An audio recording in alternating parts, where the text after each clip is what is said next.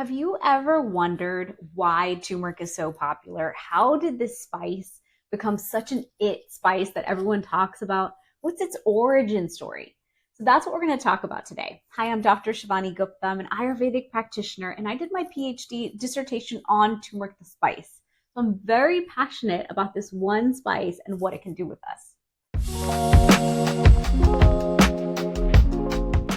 So here's the thing, Ayurveda, which is an ancient system of medicine from India, and traditional Chinese medicine, were the first users of turmeric. They used to use turmeric in a powder form, in a paste form, for a number of different issues, and started doing so over 5,000 years ago. That's the origin story of turmeric. They discovered through trial and error and all the different plants that they were moving with and using and playing with that turmeric was good for your skin. It was antibacterial, so if there was an open wound, they would use turmeric to help protect themselves. They knew that it would help with joint pain, so they were using it topically for joints as well. And they were using it also in different ceremonial settings. So because turmeric was a color dye that was used for clothing and traditional different threads and things they were doing, they also experimented with it and thought, oh, this thing is so pure, it's so useful, it's so multidimensional, it's good for our health, it's good for its color. And they also started using it in ceremonies. So if you've ever seen an Indian wedding, the day before the Indian wedding, the bride is covered in turmeric just to clean up her skin, reduce any redness or any skin irritations, any acne, any problems, and get her radiant and glowing. And so it's also used in different religious ceremonies as well. And so that's what's interesting is if you look back at how it was used thousands of years ago, this was a very revered plant for all of its benefits. Now let's talk about Ayurveda. Ayurveda is this entire system of medicine, health, and healing from India that's over 5,000 years old. And Ayurveda came to understand the significant health benefits of using turmeric. They used it for joint pain, but they also used it for people who were diabetic, for people who were obese. They used it for heart disease. They discovered that when someone had different doshas or mind-body constitutions, which I love to teach about. If you have time, take my dosha quiz and learn what your constitution is. But they took the constitutions and understood that turmeric applies to all of us. No matter what our constitution is, it's supportive because of its anti-inflammatory effect, its anti-aging effect, and how many multidimensional benefits it has. And so Ayurveda has used it for thousands of years in powder form, in paste form, and then over time, in the more recent years, in its extract form as well. Now let's talk about how this beautiful spice moved from the East to the West. The Dutch East India Company in the 17th century took turmeric as a spice from the East and brought it into the European markets. And there was an interest in terms of a color dye for clothes, for threads, and some chefs were using it because of its interesting color, its interesting flavor. But there wasn't a tremendous usage of it at that time. Then in 1815, French chemists discovered the curcuminoids and curcumin out of turmeric and discovered that there was an extract out of turmeric that could have more efficacy than the rest of turmeric. Then fast forward to the 40s, between the 1940s and 1970s, there was more interest in turmeric. They learned the difference between the three curcuminoids and curcumin and were able to really take those extracts and study them better.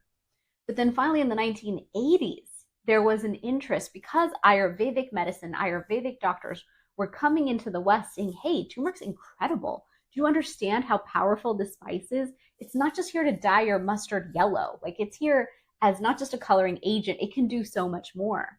So in the 80s to 90s, all of a sudden, the scientific community was studying curcumin. And what's interesting is in the 1990s, I was in high school in Houston at MD Anderson Cancer Center where the scientists had a lab, and I was studying there as a summer intern, and he's the one who discovered that black pepper increases the absorption of curcumin by 2,000%. I got to be there in that groundbreaking space where so much scientific research was happening on curcumin for different disease pathologies.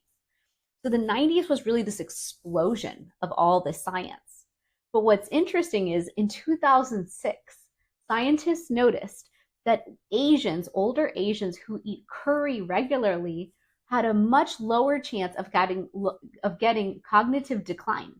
And that interest was all of a sudden a landmark moment where they said, why are these people not having cognitive decline? We think it's the turmeric.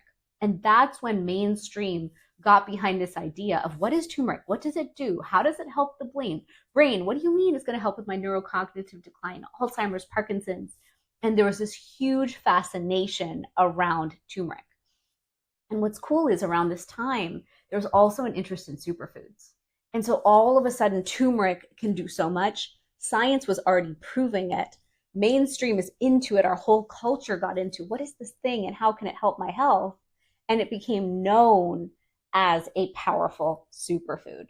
And now I can't wait to share with you the science that we have currently on turmeric. After all these years, we've had another 2 decades plus of time to dive into how this superfood can affect us in each and every way. What's awesome to see is the level of science published on curcumin. When I finished my PhD dissertation, there were about 10,000 scientific studies about curcumin, and it was significant. The amount of work that had been done on heart disease, on neurocognitive issues, on joint pain, osteoarthritis, rheumatoid arthritis, all these different issues were covered in the science. But now, years later, there's over 17,000 scientific studies, and it's exploding exponentially every year. The scientific community is fascinated by how curcumin and turmeric can affect so many different pathways in the body. The medical community is astounded by its applications. So we have a lot of double-blind, placebo-controlled trials that show that if you have knee pain, your curcumin is as effective as taking your painkiller, but without the side effects. Your curcumin can help reduce that pain while also healing so many other aspects of your body. And so I would say joint pain is one big area of study for curcumin, but we also see its applications when it comes to cholesterol and heart disease.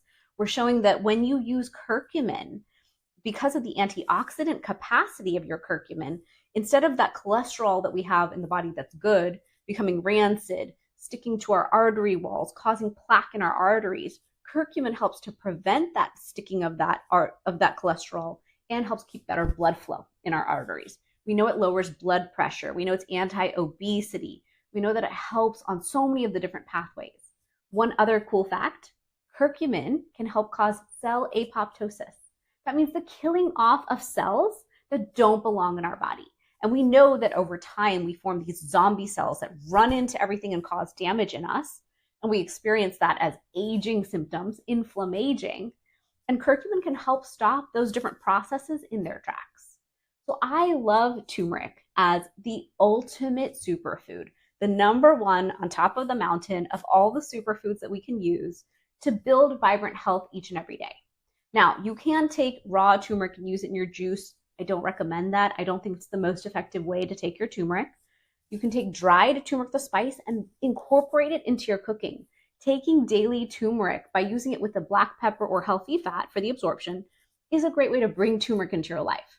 Now, if you want to significantly reduce inflammation, then it's time to reach for a curcumin extract with black pepper in supplement form to help the body get the level of curcumin and curcuminoids that we need to get those results that we talked about that we're seeing in all the science. That's based on those extracts out of curcumin, that 3%, that's the most effective at driving a result. So I hope you enjoyed this video sharing about the ancient origins of turmeric, how it moved from the east to the west.